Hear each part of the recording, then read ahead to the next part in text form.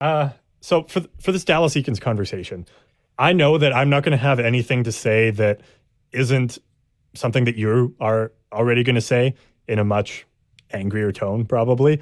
So even though I know that we're on the same page for this, I'm going to entirely play devil's advocate for this part of the conversation.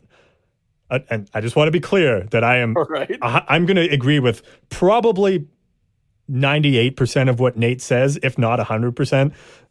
But I'm going to try and give the benefit of the doubt, just for the sake of conversation. The thought going around, though, is maybe the guy that Verbeek has in mind isn't available until the end of next season. So you have the option to add another year. This isn't an extension or anything like that. They're just to clarify, this isn't an extension.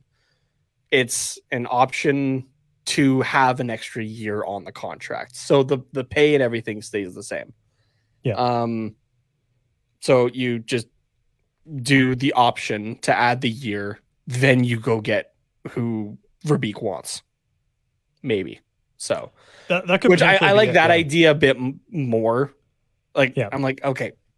Because let's be honest, unless like, well, I mean, even so, Pat Verbeek wants to build this team in free agency a bit more in this offseason. Mm-hmm.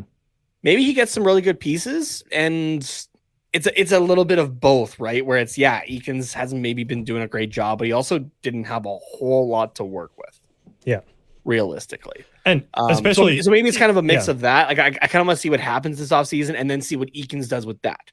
If Eakins has, like, some amazing players, and as well as guys returning, like, being healthy and whatnot, like Silverberg and that sort of thing, right? If you have a bunch of good players that should be doing a lot better than what they are, sure, then the issue is Eakins. You tell him to pack his stuff.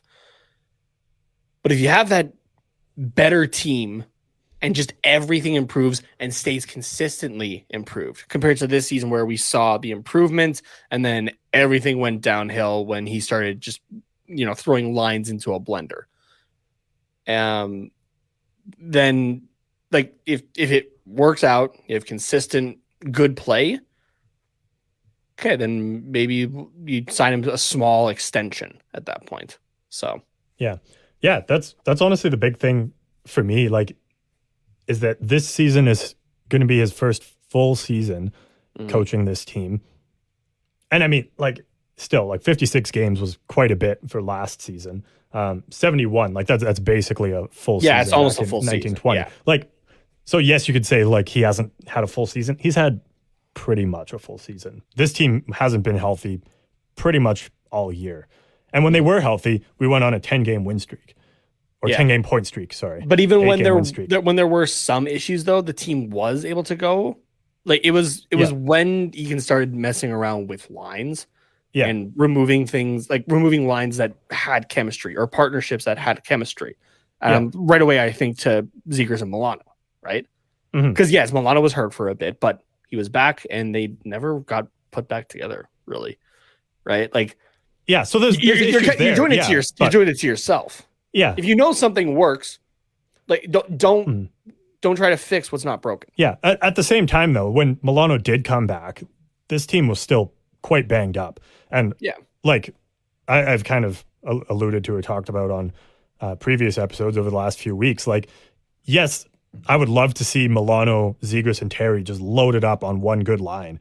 But then we have absolutely nothing beyond that.